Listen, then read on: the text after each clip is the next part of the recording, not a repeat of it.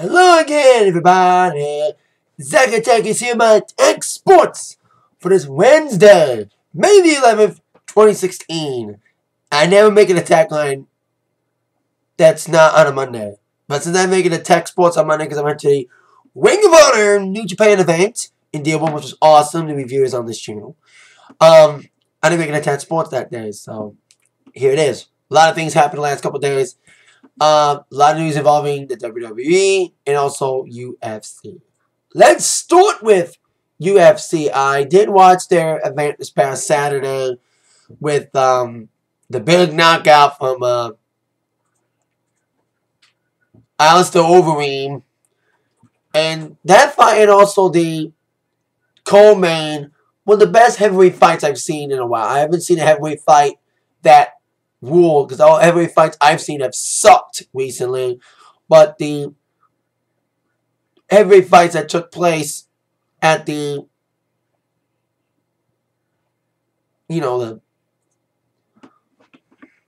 this event was good with the great knockout from Stefan Struve, big knockout of Bigfoot, and of course Overeem's big knockout of Andrei Arlovski. The rest of the card was good.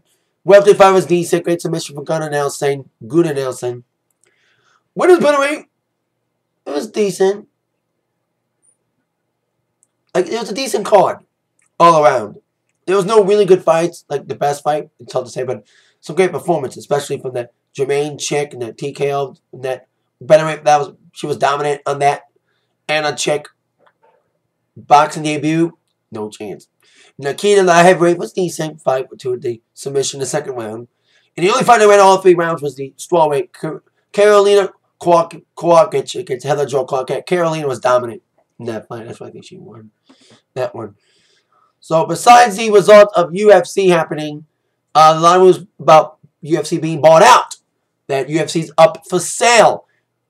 That it's going to be sold to a China-based company. But Dana White is denying that he is expanding to Asia, though. They're expanding to Asia, but when it comes to a possible sale, no way. He said to the Dan Patrick show, obviously, if I'm in the middle of a deal right now, there's a lot of confidentiality involved in it. We're working on expanding. We're working on growing the company, moving into other territories like China and Japan and Korea. We're always working on deals when it comes to a buyout. We're not for sale. But let me tell you what, if someone shows up with $1 billion, we can talk. We can definitely talk. The report saying that Dalian won the group, China-based real estate, is leading candidate in buyout talks, but it's not being confirmed. Dana White said they're not for sale, but they are looking to at least deal with expansions in China and Asia and all that. So there you go. Meanwhile, another day, another UFC fight canceled due to injury. Or in this case, 2 big fights have been altered due to injury. A fight that's supposed to happen this Saturday, and also a match that was supposed to be involved in UFC 199. Let's get to this Saturday, as Anderson Silva has pulled out of a scheduled fight with Uriah Hall due to a possible gallbladder injury that would require surgery. UFC has confirmed the news that Silva had reportedly experienced pain and was examined by a physician and diagnosed with cholecystitis, inflammation of the gallbladder, which he must need surgery. So Silva's out when it comes to Uriah Hall. There is no one on whether or not he'll get a new opponent. I say, because it's too late in the game. The pay-per-view is in 3 days. I say Uriah Hall will likely be tossed off the card. A prelim fight would take the spot. And he'll probably get another match and another card. That's my thought. And he's officially off the card. Yeah, he is off the card. Like I said, he's because like I said, they couldn't find an opponent in time. With 3 days away, they can't get an opponent really quick. They could not agree on a deal. So there is a prelim fight going into the main card, which is Wally Alves and Brian Barberina. Thank God I'm not seeing that fight. I'm busy. I'm going to a local wrestling show on Saturday, so I'll miss UFC 198. And I'll probably miss 199 as well because of a gig. And another card being altered by injury is that card. Is UFC 199 as a scheduled fight involving the returning BJ Penn, which is on the prelims, which is a Zerk, his last couple fights. That fight against Frankie Edgar Guy should never came back. Anchor destroyed him. Now he wants to come back. And we'll see if his comeback gets, despite various setbacks, including arrests and an investigation that went awry, that went non-wanted arrests. He was supposed to fight Dennis Silva at UFC 199. However, Silva has pulled out due to an injury.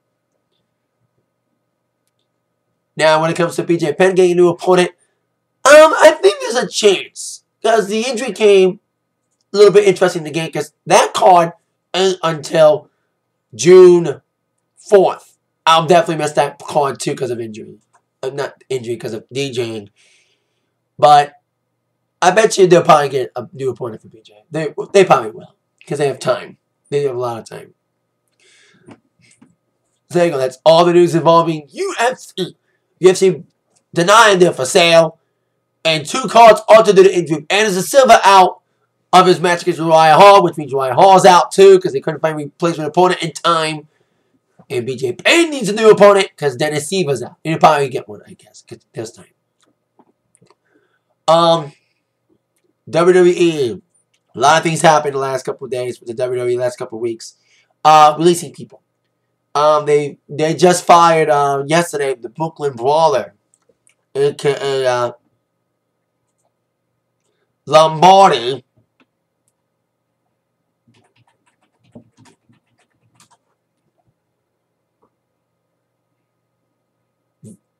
Steve Lombardi. He got fired after 30 years of the company. He was a job, of course, as the Brooklyn Brawler, and he became a backstage guy. It's sad to see a guy like that get fired like that, probably because of pay cuts. A lot of people getting fired reasons for WWE. Including, of course, the big spring clean-out they did this past fight with Hornswoggle, El Torito, Santino. The biggest surprises were definitely AY, who I thought was doing around NXT. He'll get a job tonight by Shinsuke Nakamura. NXT will probably be one of his last taped appearances. And of course, the biggest stunner, them firing Damian Sandow. Sucks. Biggest blowing opportunity for WWE to not put a trigger on Sandow. Hope he does well in other companies. Ring of Honor and TNA are going to call his name. I say Ring of Honor, fuck TNA. TNA's not now. I know TNA's done well with some people like Drew McIntyre. Another missed opportunity for WWE. But we'll see what happens with him. And of course, Barrett got an early release. Wade Barrett. He was supposed to lead the company this summer. We knew his contract was up. But he got an early release. And it was a sad photo on his Instagram. An animation of all of his former gimmicks in the trash. With the Bad News Barrett gimmick. The King Barrett crown and scepter. I did not see a Nexus thing. But still. Or core reference in that.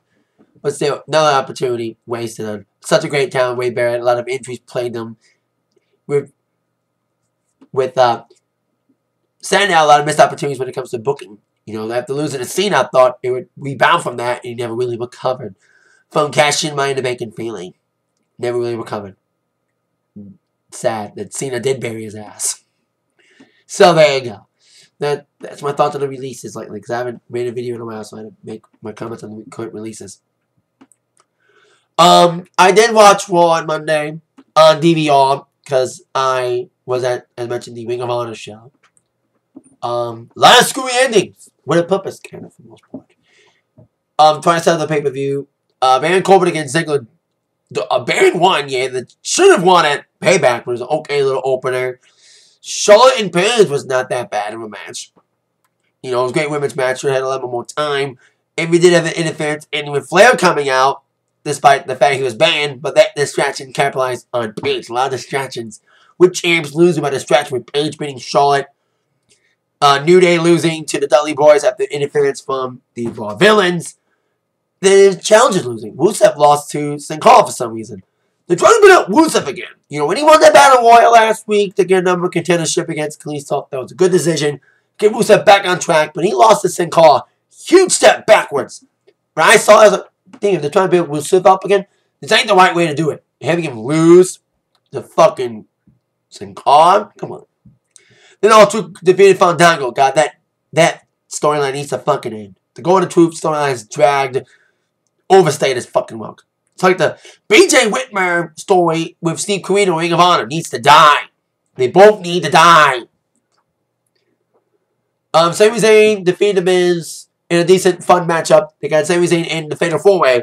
We all knew that was coming. Sami had a written opportunity to make it a Fatal 4-Way between himself, Cesaro, Miz, and Kevin Owens. Kept his spot at the beginning of Zack Ryder and OK matchup on Raw as well. I knew that was going to be the payoff, and it should be a fun Fatal 4-Way. Then we had the elimination match, the family against the club.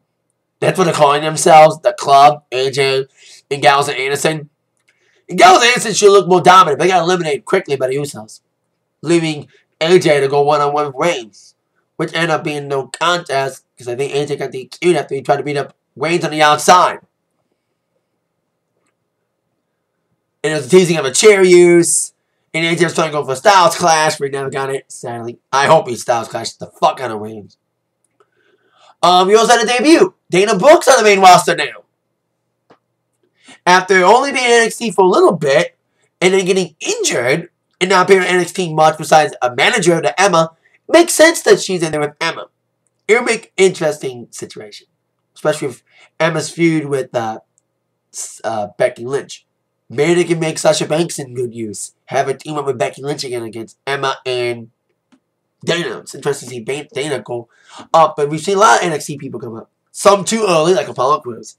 And some did. Some deserve, like Von Erich. Big Cass got a little bit of a push, a little bit of a wub. Supposed to face against Jericho after we ended up to the highlight wheel, but it was overshadowed by Dean Ambrose coming out and ruining Chris Jericho's jacket. That's what the feud's about. The feud's about inanimate objects. You know, I like the match at Payback, but it was okay. The feud needs to end, but come on. They're trying to add heat to this feud by having Chris Jericho destroy Mitch, a plant. And then had Dean Ambrose retire by tearing up Chris Jericho's approximately $15,000 jacket. Weird. Weird. Let's take a hint, huh? Anyway, so there you go with that. And they're saying the war after Extreme Rules could be a good one. I smell balance. Finally. But, like what happened with Sting. When Sting, it was like, oh, Sting's going to debut tonight. I'll believe it when I see it. People will say, like, that Val too. Oh, Val's going to debut tonight. He's going to debut on Raw in the Mania. No. He's going to debut at Payback. No. So, I'll believe it when I see when Val finally debuts. He's on NXT tonight. I know that. Meanwhile, going back to the people who got released, a guy who's currently suspended that might be released, Adam Rose got himself in trouble. He was already suspended by WWE because of substance issues. He did release a letter from his doctor that said the drug was legal. But his troubles went from bad to worse, as he just got arrested this morning for domestic violence. Yeah, a battery, domestic violence, and tampering with a witness. He has been released from police custody, and his mugshot is making the airwaves. And it's on Tampa. Arrested in Tampa. His real name is, of course, Raymond LePun. And this is from the Florida Sheriff's Office website I'm looking at. God, his mugshot looks weird. Looks like I arrested this morning. Oh my God, even the address he got arrested is on here. Drive by his house. Looks like I got arrested this morning at 1:30 of tampering with a witness. And it's a domestic violence. 2 counts. 1 count of battery, 1 count of tampering with a witness. Sad to see Adam Rose go down. He's suspended immediately. So that means he probably won't be back for a long time. It's supposed to be 90-day suspension. And probably his suspension is longer now because of this whole domestic violence situation. Because WWE released a statement saying that they have 0 tolerance for matters involving domestic violence. He's been suspended indefinitely following his arrest. So his suspension is longer now. So there you go. That means I bet you social outcasts are dead. They are dead because of this. Because now Adam Rose won't be back for a really long time, if not at all, because of this situation now. So there you go. I shall end with news on a WWE Network special. A lot of news been coming out about a big card in Hawaii, with some big matches signed for Hawaii. And it's like, why are these big matches signed for a Hawaii house show if it's not going to be on television? or at least on a network. Well, apparently they are rumoredly making the Hawaii show a WWE Network special. The Netflix specials have been hit and miss. The first special, 4th of July weekend in Japan, Beast in the East, with Brock Lesnar and, of course, the title change involving Finn Balor and Kevin Owens was awesome. Great. And Neville Joker wrestled that card. Good card. The MSG card was okay. Wild Bug was good action, but nothing, when it comes to development of storyline, nothing advanced. Especially Dean Ambrose losing to Triple H. In an otherwise fun main event, you had Charlotte and Natalya would be a precursor to the feud. Great match, and of course, Enzo as against the Revival. So now they're in Hawaii for a special. Apparently, it's going to take place on Wednesday, June 29th. It's going to preempt NXT. Unless it's on a different time because of Hawaii's time zone. The special is rumoredly called Bash at the Beach. Bringing back an old WCW name. They did the Great American Bash, and now they're doing Bash at the Beach. The matches that are rumoredly signed for this card to be on television involving a lot of NXT people. Whether it's NXT people currently in main roster or NXT people who are currently in NXT. Kevin Owens against Brock Lesnar, I'm hearing is signed. Brock Lesnar's first time in Hawaii against, like I said, Kevin Owens. A match that had been wanted by Kevin Owens, but it's kind of weird to see this match taking place at a house show on a network special. Should be like a WrestleMania match. And hopefully if Lesnar does wrestle on a house show special, doesn't matter if it's against Owens or not. Hopefully the match that's scheduled goes on without a hit instead of fucking going to 360 and did what you did at Roadblock. Lesnar Wyatt? No, let's make it a handicap match. And have Wyatt not be involved at all. Bullshit. Hope that doesn't happen again with Lesnar. Also, champion for this champion is rumored as Asuka set to face up against Charlotte. That should be intriguing, and hope Asuka doesn't hurt Charlotte that bad. Because the stiff style has already caused a lot of injuries. Just ask Emma, and more importantly, just ask Alexa Bliss and her broken nose. Anyway, the big match that got a lot of people anxious, excited, and scared for burial. It's John Cena against Shinsuke Nakamura. Now, this is a dream match for a lot of people. The biggest star in New Japan against, obviously and arguably, the biggest star in WWE. You know, the face of WWE. And the face of New Japan facing off. Skyler doesn't have this match so quickly. You know, Shinsuke's not even been in the company for like a month. And he's already going to face up against Cena. Which could be a good thing and a bad thing. Good thing it's a dream match. And it should be a fun match no matter what the outcome is. Because Cena's had some good matches lately with people. Especially his matches against Kevin Owens. When he was U.S. champion, but U.S. championship more prominence, unlike what it is now, a laughingstock. Rusev could be more prominence to it. They get Book and White, despite him losing, like I said, to Sin Cara on Monday. So, but the bad thing is Cena could bury Nakamura. As much as he just buried the career of Sandow and never really recovered from that. But if Cena can lose clean to Daniel Bryan, and more importantly, lose clean to Kevin Owens, despite the fact he won twice over KO, at least he let Owens beat him once. Hey, he could let Shinsuke get over him. But Super Cena's, he ain't gonna be too big. If Shinsuke and Reigns, Reigns would win. But if Shinsuke and Cena, could be a chance for Shinsuke to win. But we shall see how the cards unfold. So that's it for me. It's very lengthy Atak Sportz. Because I haven't made one in a couple of days. A lot of news has happened since Monday. With all that in mind, you've been attacked by the sports news from Zach. See you later.